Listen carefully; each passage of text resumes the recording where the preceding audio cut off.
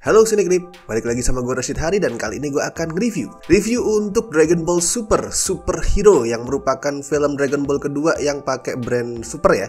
Yang pertama tuh Dragon Ball Super Broly 2018. Di sini gue nge-review sebagai fans Dragon Ball ya.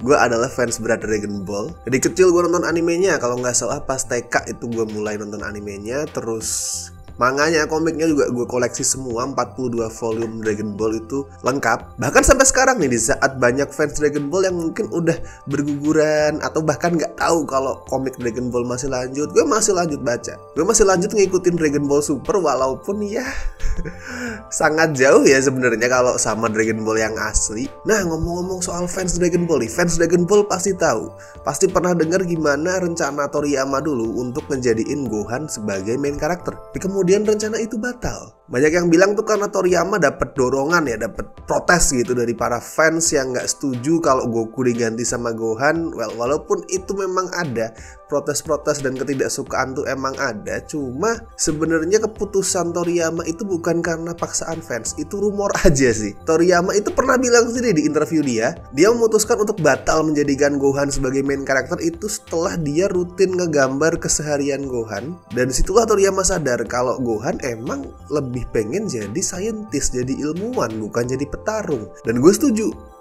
kalau Gohan memang lebih suka menjadi ilmuwan dan memang sebaiknya dibawa ke arah sana. Cuma emang kerasa banget gimana Toriyama itu kesulitan buat menyeimbangkan dua sisi itu. Buat ngambil win-win solutionnya tuh dia susahan banget. Karena biar gimana pun nih, Gohan tetap eksis di universe Dragon Ball yang isinya tuh berantem. Gimana menyeimbangkan antara sosok yang kuat sama sosok yang gak suka berantem gitu loh. Nah, itu emang susah dan Toriyama struggling itu bertahun-tahun. Bahkan sampai Dragon Ball yang asli tamat pun dia masih struggling dengan itu. Nah, akhirnya di superhero ini Toriyama yang juga nulis skripnya itu berhasil menemukan titik tengah tadi. Oh, dan sebelum gue lanjut, akan gue ingetin kalau gue bakal ngebahas spoiler. Gue bakal ngebahas banyak banget spoiler di sini, so spoiler alert. Gue memilih untuk membahas spoiler karena memang spoilernya udah bertebaran ya. Di Instagram tuh kalau kalian buka explore ya udah isinya spoiler Dragon Ball Superhero. Di Twitter juga, dan bahkan official trailer yang terakhir, final trailer tuh udah memunculkan spoiler tadi. So sekali lagi spoiler alert, kalau yang nggak pengen kena spoiler silahkan stop nonton sampai di sini. Balik lagi soal Gohan, fakta kalau dia nggak mau berantem, nggak suka berantem lebih tepatnya. Fakta bahwa dia nggak suka berantem itulah yang membedakan dia sama Goku. Dan itu juga yang bikin hubungan mereka walaupun nggak bisa dibilang kurang akur ya, tetap akur-akur aja, tapi nggak terlalu dekat gitu. Gohan malah nemu figur bapak di Piccolo yang awalnya jadi mentor dia. Dan di superhero ini Piccolo juga jadi karakter pertama yang kita temui, karakter Z-Fighter ya lebih tepatnya. Z-Fighter tuh kalau yang belum tahu itu sebutan buat geng, bukan geng ya, apa sih? Ya Goku and Friends lah, Goku CS itu disebut sebagai Z-Fighters. Dan dia bukan lagi berantem atau apa, dia lagi ngelatih Pan, anaknya Gohan sama Fidel. Dan dia ngelatih itu bukan kayak dulu dia ngelatih Gohan ya dengan sangat sadis, enggak. Dia ngelatih Pan tuh bener-bener seperti sosok yang perhatian gitu.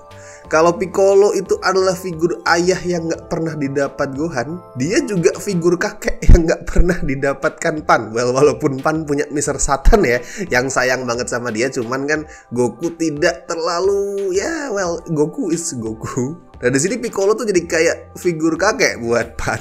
Anjir, kakek lu manusia siput ya. Tapi dia perhatian gitu. Perhatian kayak ngingetin Pan buat jangan telat sekolah. Bahkan jemput Pan dari sekolah tuh.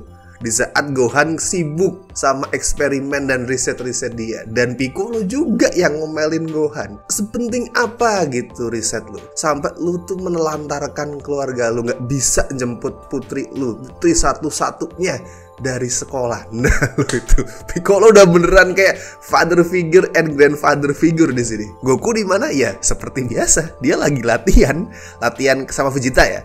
Vegeta dan ada Broly juga di sini, latihan sama mereka berdua di planetnya Beerus bareng Whis of course. Nah kalau kalian yang udah cukup familiar sama film-film Dragon Ball jauh sebelum ini ya, itu pasti gimana formula filmnya tuh berjalan. Diawali dengan nuansa yang ringan sebelum berantem yang yang besar itu kelihatan. Di sini pun sama, di awal-awal tuh cenderung kayak slice of life gitu. Kita ngeliat Piccolo yang akhirnya punya rumah, nggak lagi jadi homeless, akhirnya punya handphone. Ingetin ke nuansa awal Dragon Ball dulu pas Goku masih kecil. Dan kebetulan emang musuhnya di sini adalah musuh yang berasal dari masa kecilnya Goku, yaitu Red Ribbon Army. Red Ribbon Army itu berusaha dibangkitkan lagi sama Magenta. Magenta itu adalah anaknya Commander Red yang dulu mimpin Red Ribbon. Nah, dia berusaha untuk membangkitkan lagi organisasi ayahnya dan ngebalas dendam. Buat menjalankan ambisi itu, dia ngerekrut Dr. Hido. Dr. Hido itu adalah ilmuwan crazy mad scientist gitu, sekaligus cucunya Dr. Gero. Dr. Gero yang sama dengan yang ngebuat Android. Dan di sini Dr. Hido nyiptain 2 Android yang hampir kembar ya. Itu bentuknya tuh kayak Ultraman gitu. Ngingetin gue ke Ultraman, yaitu Gamma 1 sama Gamma 2. Desainnya ya kayak perpaduan antara Ultraman sama superhero, pakai jubah dan segala macam, karena emang Dr. Hido ini terinspirasi, lebih tepatnya terobsesi banget untuk menjadi superhero. Dan mereka juga punya style berantem yang unik. Jadi tiap lancarin serangan tuh bakal kelihatan itu loh, visualisasi efek suara gitu kayak di komik-komik gitu, kabum, kapau dan lain-lain tuh ada di situ. Dan itu jadi salah satu nilai positif di adegan action film ini. Selain itu, movement kameranya juga gue masih suka sih. Masih nggak jauh beda sama Broly ya, walaupun sutradaranya tuh ganti. Sekarang yang jadi sutradara itu adalah Tetsuro Kodama. Tapi satu yang gue keluhkan di adegan action superhero yang bikin dia tuh nggak sebagus Broly ya. Broly tuh buat gue masih film Dragon Ball terbaik sepanjang masa, itu epic banget. Sebenarnya pembuatnya tuh sadar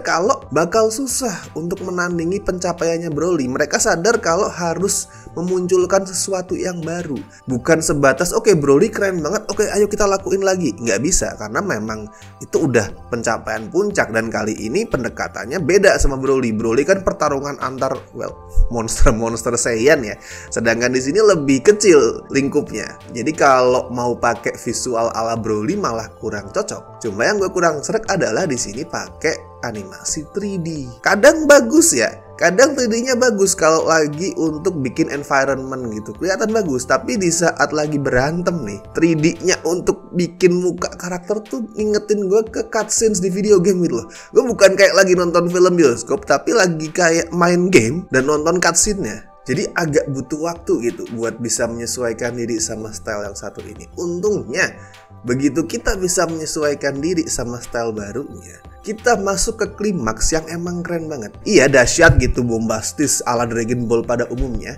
Tapi satu hal yang gue suka banget adalah gimana banyak fanservice. Contoh fanservice-nya tuh gini. Kalau kalian penggemar Dragon Ball yang sering kadang baca-baca komen di YouTube atau di community atau di medsos tuh pasti tahu bercandaan orang-orang soal Krillin nih harusnya nih bisa ngalahin banyak musuh loh. Andaikan dia inget sama jurus-jurusnya. Krillin punya 2 jurus ampuh loh. Dia punya Taioken itu apa bahasa Indonesianya?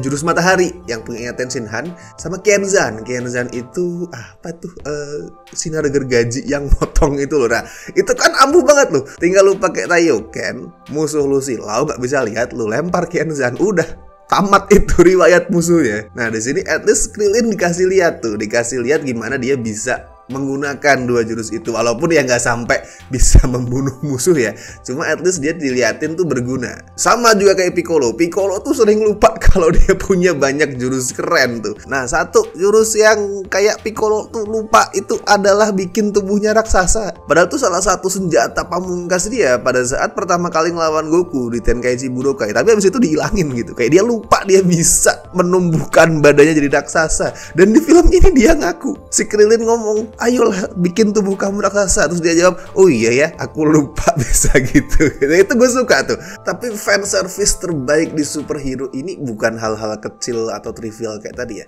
Fanservice terbaiknya adalah gimana akhirnya superhero memenuhi harapan fans buat ngasih lihat potensi Gohan yang sesungguhnya. Di sini kayak gue bilang tadi, Toriyama tuh berhasil menemukan titik tengah.